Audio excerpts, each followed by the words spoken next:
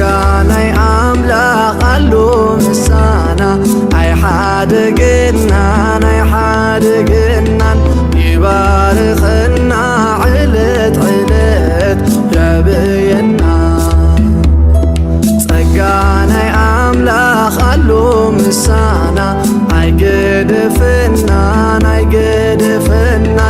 ይባርኽና ዕለት ጸጋን ሰላምን ናይ ጎይታ ናይ ኢየሱስ ክርስቶስ ምስ መንፈስኩም ይኹን ከም ባሪ እግዚአብሔር አምላኽ ምሳኹም ዘለኹ ሓውኹም ዮናሴ ለምን ብፍልይ ዝበለ መደብ ይመፀኩም ዘለኹ ከም ባሪ አምላኽ ምስ ሓደ ክቡር ሓውና ከላለየኩም እየ ምናልባት ንሱ ዝብለና ኣለዎ እሞ ናብቲ ንሱ ዝብለ ቃል ሰሚዕና እናቀጸልና ድማ ምስ ሓውና ክንመኻኸር ኢና ማለት እዩ ሁላትና ናብ ሓቢርና ንሕለፍ መንፈስ ቅዱስ ዘይመልኦ ነዚ ኣነዝ ሎሚ ዝምህሮ ዘለኹ ንዑ ክደግሞ ኣይክእልኒ ክብለውን ዓቕሚ ይሓጽሮ ስለዚ ጉድለትና ኣበዩ ብዝብል ሎሚ ከም ፍቃድ እግዚአብሔር አምላኽና ክንዘራረበሉ ኢና መንፈስ ቅዱስ ዘይመልኦ ነዚ ኣነ ዝብሎ ዘለኹ ክብሎ ኣይክእልኒ ክደግሞውን ዓቕሚ ይሓጽሮ ስለዚ ጌጋና ኣበይ እዩ ይብላል ምናልባት እታ ጌጋና ኣበይ እዩ ትብል ሓበራዊ ከይትኾነኒ ከም ግለይና ኣይ ኣነ ጌጋይ ኣበይ እዩ ትብል ክወስዳ እሞ ጌጋኻ ስልጣን ሓወይ ኣብዝና ኣለ መንፈስ ቅዱስ ዘይመልኦ ሰብ ነዛ ኣነ ዝብሎ ዘለኹ ክደግሞ ኣይክእልን እዩ ምባል ሰብ ንዝበሎ እቲ መንፈስ ቅዱስ ዝመልኦ ይኹን ኣይምልኣዩ ብዘይገድስ ምድጋሙ መንፈስ ቅዱስ ምምላእ ኣየድልን ሓደ ሰብ ዝበሎ ሰሚዕካ ነቲ ቃል ምድጋም መንፈስ ቅዱስ ኣድላይ ይኮነን ንስኻ ትብሎ ዘለኻ ቃል ነቲ ናትካ ቃል ሰሚዐ ነቲ ንስኻ ዝዳረኳ ቃል ሰሚዐ ንኽደግሞ መንፈስ ቅዱስ ኣየድለየኒ መጽሐፍ ቅዱስ እውን ከምኡ ይኮነ ዝነበረና ንኣብነት ድሓር በዝያዳ ክትመጽእ ኢኻ ባዕልኻ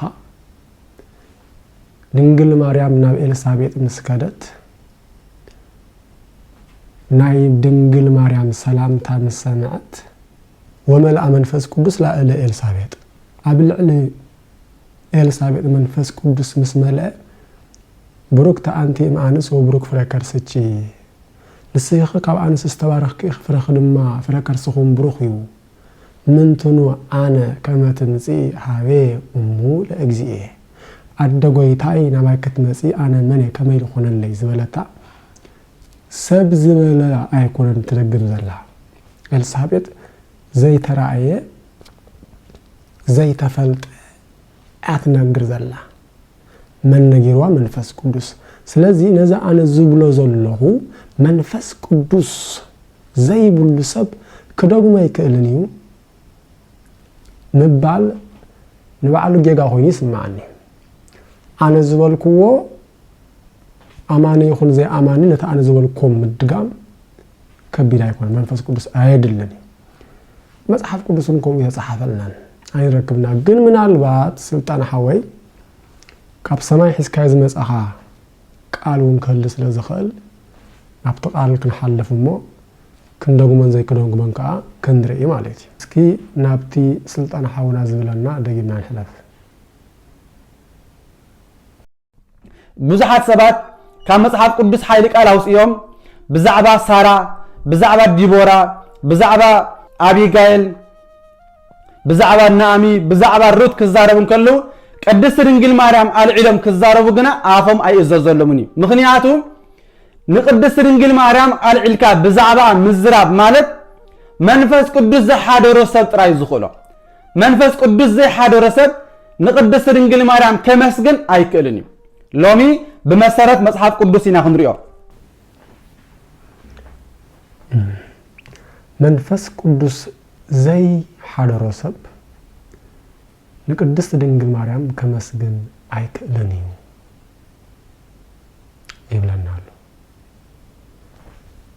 መንፈስ ቅዱስ ተቀበለ ሓደ ሰብ ቅድስት ድንግል ማርያም ንኸመስግን ድንግል ማርያም ወላዲተ አምላክ ከም ዝኾነት አው መንሳማ ነገሩ ግን ሓደ ሰብ መንፈስ ቅዱስ ምስተመለአ ድንግል ማርያም ሊዘመስግን ጌጋና አብያ ልልካንሞ ምናልባት አበዩ ደቅ ሰባት መንፈስ ቅዱስ ምስተመሉ ድንግል ማርያም አመስግኖም ዝብል ጽሑፍ አበይ ዘሎ ሐዋርያት መንፈስ ቅዱስ ተመልእም ምናልባት አብ ዮሐንስ ወንጌል ምዕራፍ 10 ካፈዲ 10 ተራተ መልክትና ሽዑ ኢየሱስ ከም በሐድሽ ሰላም ንአኻትኩም ይኹን ከምቲ አብ ንዓይ ዝለኣኸኒ ኣነውን ከምኡ እልእኸኩም ኣለኹ በሎም እዚ ኢሉ ኡፍ በለሎም እሞ መንፈስ ቅዱስ ተቀበሉ ሓጢአቶም ዝሓደኩምሎም ይሕደገሎም ነዚ ሓደኩምሎም ከዓ ይተሓዘሎም በሎም እዞም ሰባት እዚኣቶም ሐዋርያት መንፈስ ቅዱስ ተቀቢሎም ክኾዱ ከለው ሰማዕተ ክርስቶስ እዮም ናይ ኢየሱስ ክርስቶስ መሰኻኽር እዮም ነዚ ኣብ ሉቃስ ወንጌል ምዕራፍ 24 ናይዚ ነገር እዚ መሰኻኽረይ ኢኹም ዝበሎም ሐዋርያት ኣብ ግብረ ሐዋርያት መንፈስ ቅዱስ ኣብ በዓል 55 ወረደውን እኳ ዝተዛረቡ ስለ ድንግል ማርያም አይኮነን መንፈስ ቅዱስ ዘይተመለአ ሰብ ብዛዕባ ድንግል ማርያም ክዛረብ አይክእልን ይዝብል ሐሳብ ካበይ ይመጽእ ወይስ እትናይ ቅዱስ ያሬድኻ ተነግረና ዘለኻ ተናገር በከመ አለበወከ መንፈስ ቅዱስ ዝበሎ ምናልባት ኣብቲ መቅደም ውዳሴ ማርያም ዘሎ ንሱ ዲ ወይስ ኣብ መጽሐፍ ቅዱስ አለ መንፈስ ቅዱስ ተመሊኡ ንድንግል ማርያም ዘመስገነ ኣብ መጽሐፍ ቅዱስ አይናይ ሐዋርያ እዩ አይናይ አቦ እዩ ማን እዩ እንታይ ይጌጋና ትለንለኻሞ ጌጋዳ አሞይናይ ክብላይ ኣነ ዘይለን ዲኻ ትዛረብ ዘለኻ ጴጥሮስ መንፈስ ቅዱስ ተመሊኡና ኣብነት ግብረ ሐዋርያት ምዕራፍ 4 ካፈዲ 8 ሽዑ ጴጥሮስ በመንፈስ ቅዱስ ተመሊኡ ከም ዝበሎም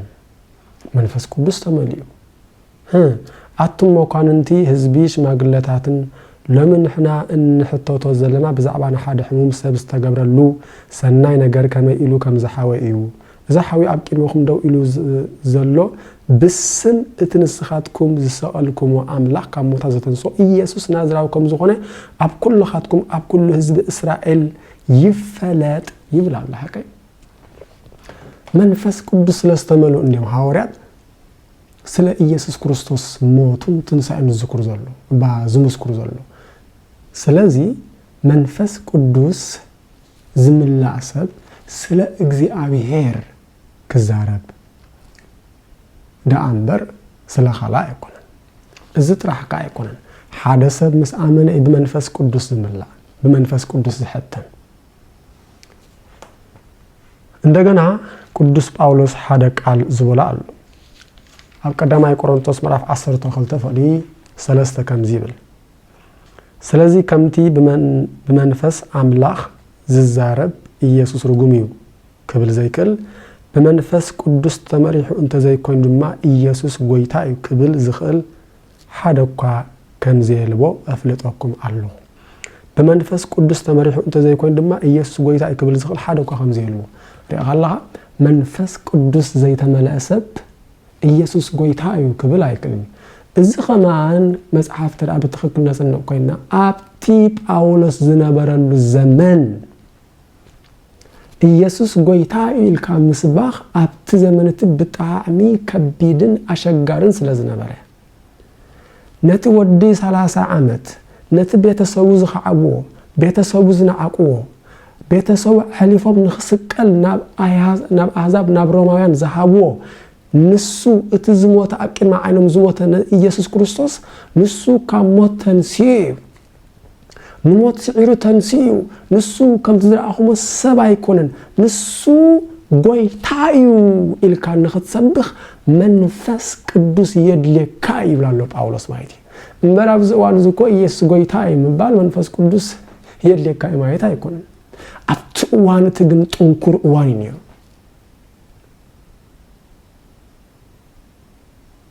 ስለዚህ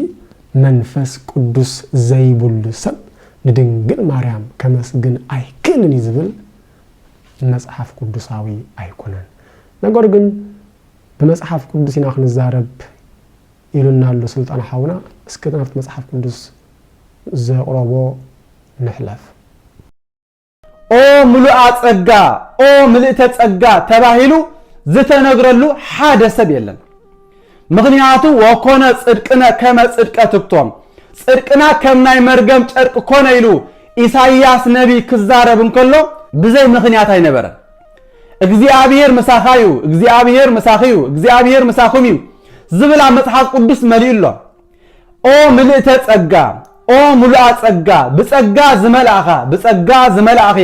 ተባሂሉ ዝተነገረሉ ኣብ መጽሐፍ ቅዱስ ግን ሓንቲ ቃል የላን። ኣብ መጽሐፍ ቅዱስ ሙሉአ ጸጋ ዝተባሃለ ወላ ሓደ የለን ይዝብል ዘሎ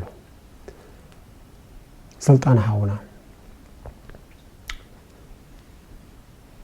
ቁርብ ህውኽ ምባል አይፈተኹዎን። ምናልባት እዛ ቪዲዮ ናይ ማእስያ አይረአኽዋን ናይ ቅድሚ 2 ዓመት ናይ 3 ዓመት ረአ ኮይና አጣዓሻት ካኽትከውን ተስፋ ይገብር እንተራ ደጊንካ ትሰምዑ ኾንካ ምክንያቱ ልብን ሳዕርን እንደ ሓደረ ይበቁል ከም ዝበሃል ብርግጽ ሰብ እንደ ዓበይ ኸይድ ከሎ በአእምሮ እንደ ዓበይ በፍልጠቱ እንደ ዓበይ ከም ዝኸይድ አነ ስለዛ አምኖልኝ ማለት ይኹም ዘሎ። ድንግል ማርያም ኣብ ሉቃስ ወንጌል ምዕራፍ 1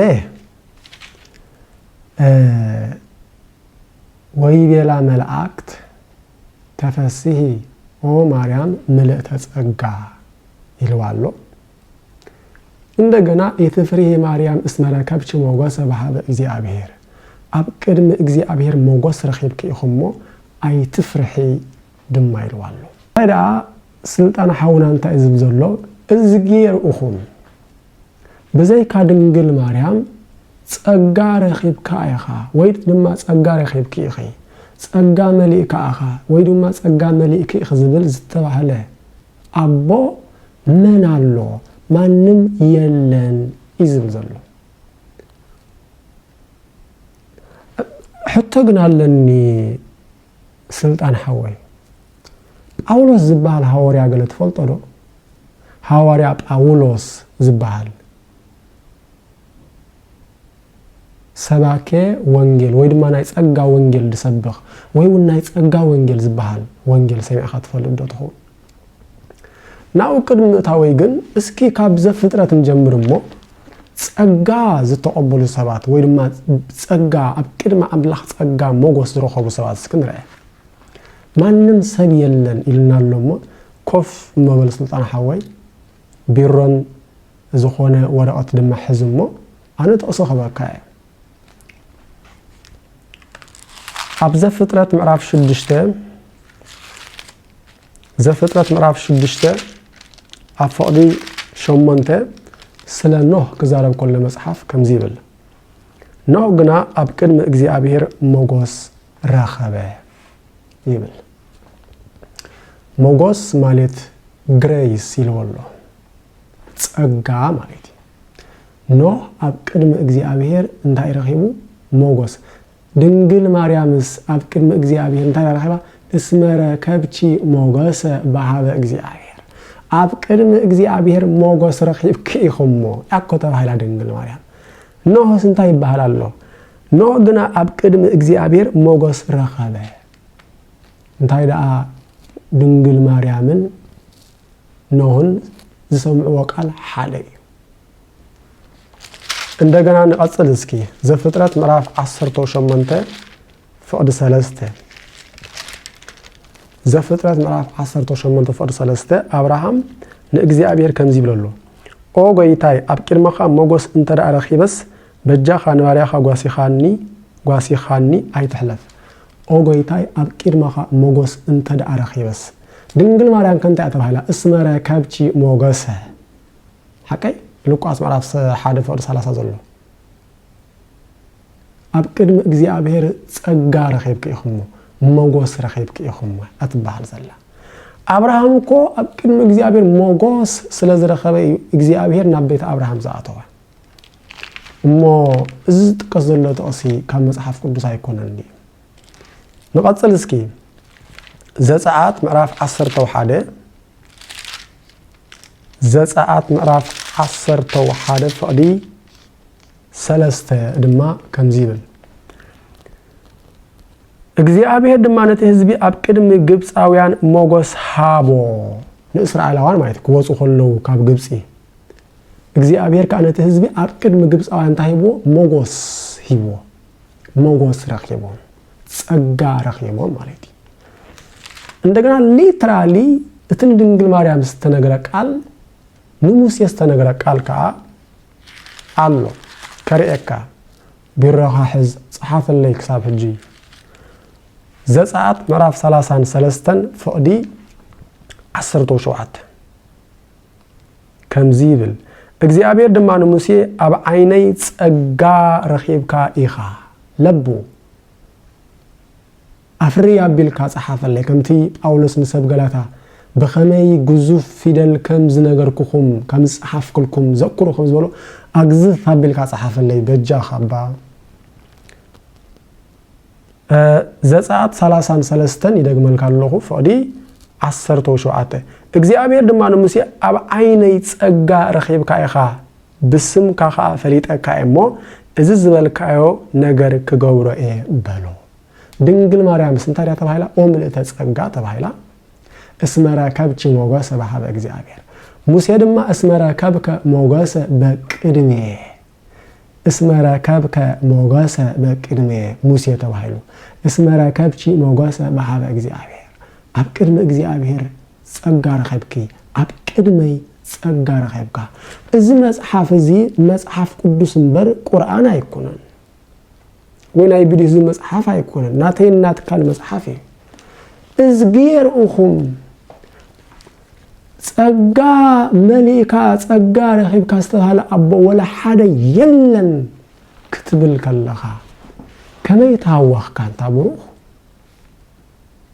ከመይልካ ታዊኽካ እዚ ኣሕሰበላ ዳሓርስ እዚ ጸጋ እዚ ምስቲ ናይ ጳውሎስ ጸጋ ሓደ ድዩ እዚ ጥራሕ ግን ኣይኮነን ስለ ጸጋ ይኩን ሕጂ ከስተምር ግን ብዘይካ ድንግል ማርያም ወላ ሓደ ሰብኣይ ተባህለን ክባሃል አግባብ ኣይኮነን እንደገና አማንስ ጸጋ ይኮነን መልእዎ እስኪ ደግና ነስማዓዮሞ ኦ ሙሉአ ጸጋ ኦ ምልእተ ጸጋ ተባሂሉ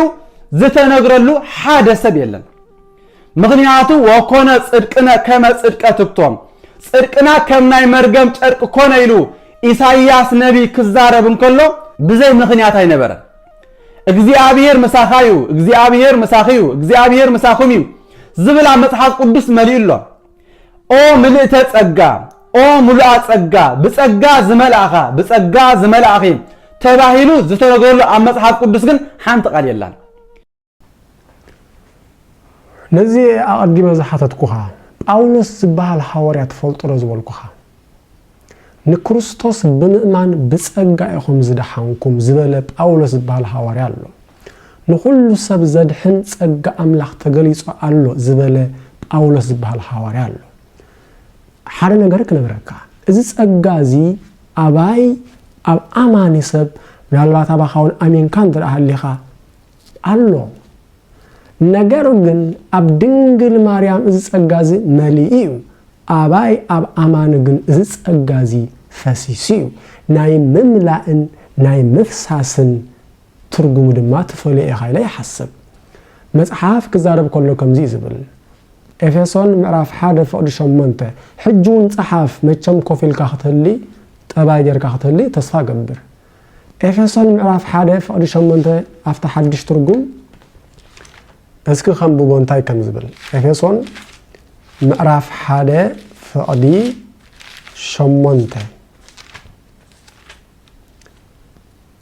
ንሱ ነዚ ጸጋ እዚ ብኩሉ ጥበብን ፍልጠትን ኣብ ልዕለና ኣፍሰሶ